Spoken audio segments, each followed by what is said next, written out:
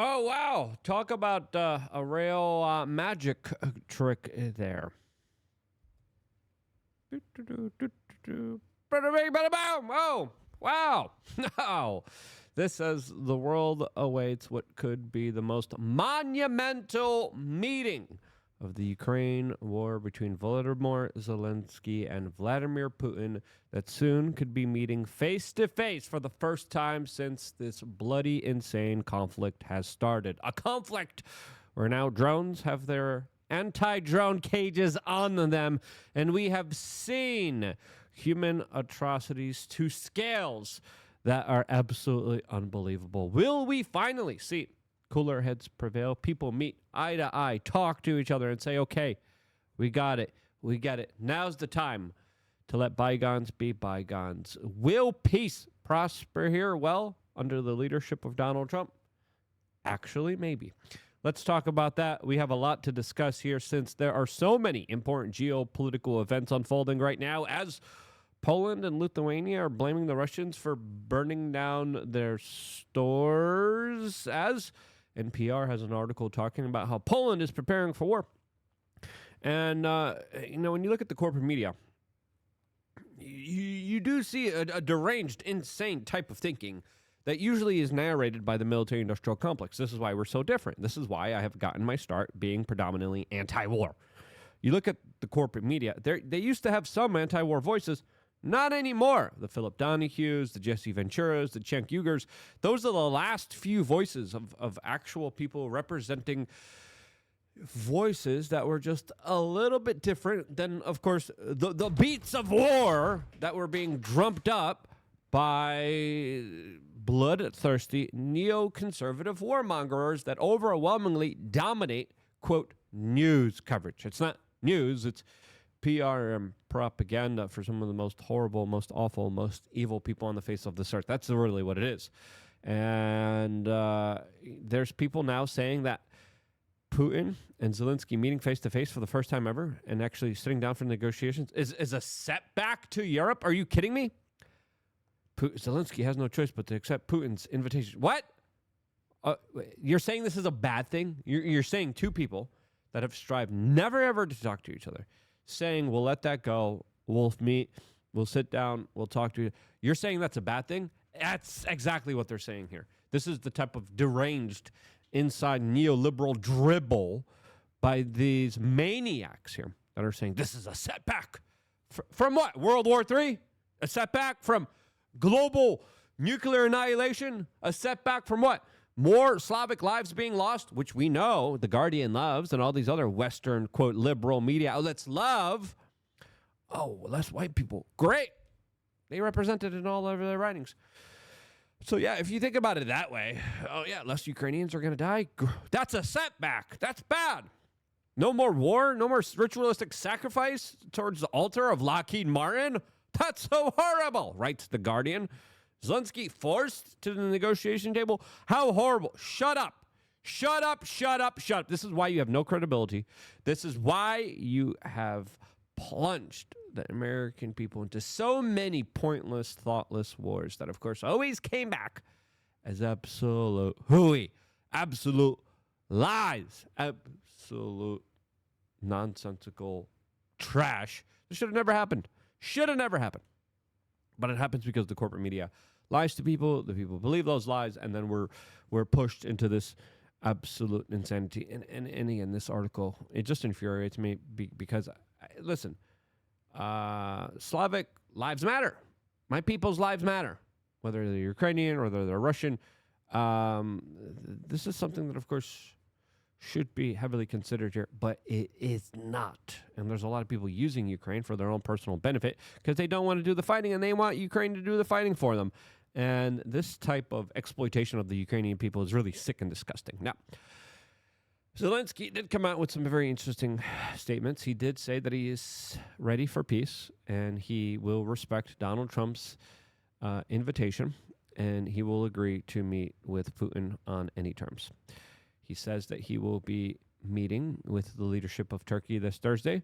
And he said if Putin flies to Turkey, he will be there to meet him. Good. Good. Now, there's some people say, he's forced to do this. I don't give a damn. Good that he's going to be meeting him, as he came out and then also reiterated statements saying Putin doesn't want a ceasefire. And it's true. Donald Trump wanted a 30-day ceasefire here. And Putin said, how about we do a 3-day ceasefire? Now, the reasons is the Russians did this is their explanation. They said specifically, no, the Ukrainians are going to regroup. They're going to rearm. We have them on the ropes. We're actually making, good progress in the Donbass region militarily. And when you look at the battle lines, they are moving slowly and surely more in the favor of the Russians. The Ukrainians predominantly are now relying on long-range ballistic drone missiles, which the United States secretly has been investing in. And if there's a 30-day pause, the Ukrainians are able to fortify their positions. They're able to build more long-range drone systems, as Russia is now battering a lot of their infrastructure and a lot of their war machine. So lots of crazy stuff is unfolding right now. And before talking about this crazy NPR article talking about how Poland prepares for war, my home country that I love, that is ruled by absolute donkeys now, leftist liberals promoted by USAID. Before getting into that, I wanted to tell you about wearechange.shop. If you sign up to our email list, you get 15% off. That is a lot.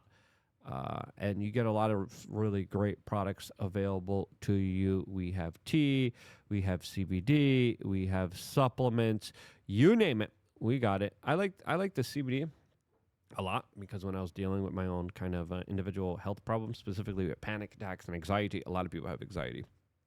But when I was dealing with severe panic attacks and anxiety, I was like, what the hell am I going to do? I didn't think, oh yeah, I need to exercise. I need to sleep. I need to eat right, because you're not in the type of train of thinking. You're not in the right mindset. And that stuff takes a long time to heal your body. So I just looked for the closest and nearest thing that helps people. And that, of course, is full spectrum CBD. And this stuff helped me out tremendously, to the point where when I was on my journey, I'm doing a lot better now than I was before. I saw some horrible stuff with my on-the-ground reporting. I literally saw people lose their lives when I was doing and I saw a person lose their hand. I saw horrible human atrocities through my on-the-ground reporting here on this YouTube channel for over 21 plus years. Literally traveled all over the world, covering the most insane, craziest. Atlas, that was just me. Relax. Okay, Atlas Couch, come on. Thank you very much. I was like, I was all messed up. And this stuff helped me out. It's not like the other stuff you get at the gas stations. There's a lot of this kind of hemp extract out there. And you don't want to be getting the ones at the gas station. Usually a lot of those are filled with like horrible stuff like fillers and seed oils and just absolute nonsense and a disgusting quality. This stuff is sourced directly from the United States, made here domestically inside of the United States of America. Bring on the tariffs. This stuff will be great. A lot of people take this and they sell it for like 120. We only sell it for $64. So we got some good stuff here. Take calm. Atlas, that was me, like going like this. Okay, you could call. No, stop barking. Goodness gracious, relax, calm down. You need some CBD. I have another person that took this and gave a small portion to their dog, and it helped their dog deal with inflammation and anxiety. The best thing to do with dogs, run them, train them, and be attentive and a good dog owner. But sometimes CBD helps dogs too. But before putting anything into your dog or anything into yourself, do your own homework, do your own research. Now, let's go and continue to talk about this crazy, insane story here, because this is wild. This is big, and this is huge. And listen, at first, Zelensky said no to the 30-day ceasefire. Then Trump was like, come on, let's just do this. And then Zelensky was okay. And then Putin was like, nope, I'm not doing it. And we just gave the reason why the Russians said no. The Russians were like, we'll do 3 days. And then the Ukrainians could have shown some goodwill, could have shown a gesture, shown, okay, 3 days, we'll take 3 days, no fighting. That's a good start. It's not the best, but 3 days we get to relax. And our guys who are on the front lines and are not being, of course, rostered in and out, our guys who have to continually be there and don't get breaks like the Russians do. Holy cow. Yes, 3 days, great. Nope. Zelensky said not happening here. But now it is a good sign that he is listening to Donald Trump. As of course, all eyes are going to be in Turkey in just a few hours from now, this Thursday, as this could be the end of this entire conflict. As the United States president told the White House press conference that he would fly to Turkey to join talks if I thought they would, quote, be helpful. And they would be. Now, again, there's a lot of people saying this is still up in the air. Some people saying it's confirmed. Right now, it looks like there will be some kind of meeting of the minds, some kind of at least conversation. If they could meet, if they could shake hands, if they could just say, let bygones be bygones. Let's just meet and talk to each other. ABC News is describing this as a chess match that is pinning Zelensky against Putin. How about it's just two dudes looking each other in the eye and saying, let's forgive each other. Let's stop trying to take each other's lives. We have a lot more in common than we have that's not in common. And let's stop this madness. Let's stop this insanity. And again, I say this, I don't have a side here that I'm favorable to. I want peace. I want this conflict to end from my point of view, my standpoint, and I think it needs to end soon enough here in order to bring peace, stability, and economic prosperity into the region. All of this, as NPR has this very kind of eye-opening article that talks about how Poland is preparing for war. Yep, they write, Poland is preparing to repel a Russian invasion, including a plan to train every adult male in the country to be ready for war. We go to Poland to see what the preparations look like. And it's a lot of defensive positions, and it's the training of every single man. We don't believe in gender equality in Poland. Every single man that now will be trained in one way, shape, form, or another to be ready to fill an important role during a potential conflict between Russia and Poland. This is a big mobilization as the Polish government now is accusing Russia of arson over a shopping center fire that happened almost exactly to the date last year in 2024. Poland has accused Russian intelligence services of orchestrating a massive fire that nearly completely destroyed a shopping center in the capital, Warsaw, last year. As Prime Minister Donald Tusk, an EU USAID globalist, by the way, he said Poland knows for sure that the blaze at this shopping center was caused by arson ordered by the Russian special services. Now, have they provided any kind of evidence here? I haven't seen it. But Poland is saying, we confirmed it. Yep, Russia was behind the fire. It's behind our biggest shopping center ever. It's the Russians who did it. Where's the proof? Okay, proof is in the pudding here. And it's going to be hard to kind of prove any of this, but I have not seen any. Listen, Poland's my home country. All right, I love my country and I love my people. I haven't seen any legitimate proof. If there's any legitimate proof, please send it to me. But I haven't seen any proof other than the government saying so. Some people are saying that this is a propaganda effort. This is a way for the Polish people to be kind of galvanized against the Russians here. As Poland just announced that they are closing their Russian consulate in Krakow over the fires in the shopping center last year. As ministers say, in the investigation proves the Russian intelligence service was behind. Again, where's the evidence? Where's the proof? We have a lot of people that like to make up a lot of things, like to say a lot of things, especially during tumultuous times, in order to blame it on their enemies here. As Lithuania also blamed the same thing as they blamed the Russians for burning an IKEA. Yep, you heard that correctly. Lithuania blames Russia, also last year, for Russia burning down an IKEA. Now, did Russia burn down shopping centers and IKEAs? I don't see it. I don't understand why they would do it. But right now, we're facing a situation where Poland, Germany, France, England, and a lot of other countries are preparing for a full-on frontal conflict and direct escalation between Russia and them. As we have this very interesting headline here from a lot of international sources saying German intelligence reveals Russia's attack on NATO is imminent. And again, lots of this is also sensationalistic, but we got to understand here, the Germans are preparing, the French, the British, the Polish are preparing for war here. Politico has this article, Germany must be ready for war by 2029. Defense Minister warns here. Now, we will get peace here.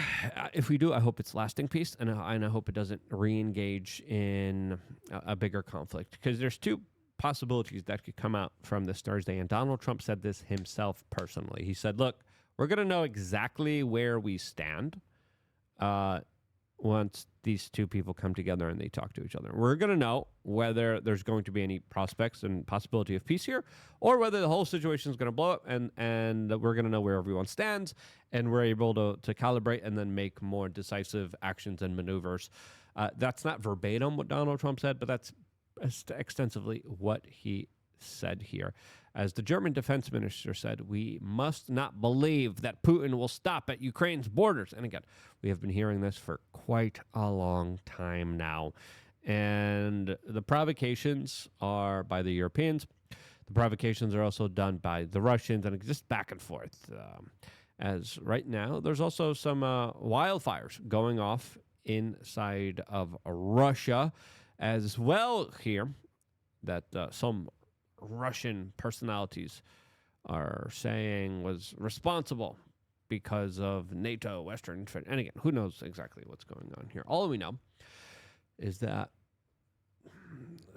whatever does happen this Thursday, at least we're going to get some answers. At least we're going to see where we are at. At least we are going to see two men that are bringing their countries to the brink of destruction come together and hopefully put down the weapons, and hopefully say, you know what,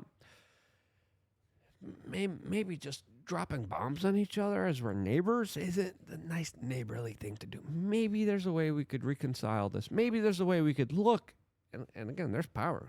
There's power looking into people's eyeballs, all right? There's power when you're able to feel someone's like energy and juju around them, and you could say, look, I'll make some concessions. You make some concessions. We'll call it a win here.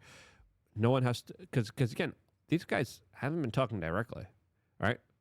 These guys face tremendous amounts of pressures from their populations, their ministers, their generals, all the people around them, their medias, their constituents, all of them, all around them the whole time. Saying, fight them, destroy them, fight them, destroy them, fight them, destroy them. Now, you get these guys in a room together, both of them, and you get Donald Trump, who is the art of the deal guy, all right? He's the negotiator. He's the guy that is willing to make tough decisions. That guy, he doesn't get enough credit. The guy brokered peace between Pakistan and India, okay? Now, granted, there's rumors about that war kicking off again, but still, we were on the precipice of that conflict escalating, growing, expanding, becoming crazier and crazier. Donald Trump said, stop it now. And they did that right there. And you saw how fervent, and you saw how emotional, and you saw how just absolutely war zealous both of those sides were against each other, as that conflict also has been brewing for a very long time over natural resources.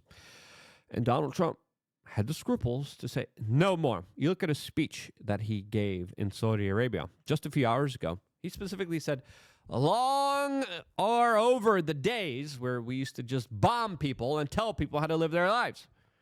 This kind of rebuke of neoconservative, neoliberal project for a new American century doctrine, and this kind of new one of peace, prosperity, and economic prosperity here is one that is absolutely worth entertaining. It's one that I think is a lot more advantageous for the American people. It's a lot better for, of course, the people of the world as well. And I think, instead of just trying to destroy each other many times over, maybe trading and making some money together, maybe that will make people realize, it's not just worth it to try to destroy each other many times over. And again, we're talking about being extremely close to nuclear annihilation. The levels of devastation that we're going to find out as soon as this war ends, we might not never know. But once we learn about how just impactful these drones are and how devastating they were and how destructive they were, we're going to be horrified. I mean, you should be horrified. I mean, I'm looking at all the clips. I'm looking at all the Telegram channels. I'm seeing what the Russians are saying. I'm seeing what the Ukrainians are saying. I'm watching the Brazilians fight the Russians. I'm watching the North Koreans fight the Ukrainians. This is a global, insane endeavor that needs to stop immediately. If you agree, share this video. Get yourself some CBD, because if there's no peace Thursday, it's going to be a very tumultuous situation, and we're going to need all the help we get to calm ourselves down and our nervous systems and to be able to deal down the inflammation and the insanity that our world is being induced to. Pray for peace and courage. I love you guys. Stay tuned for more here on youtube.com/wearechange.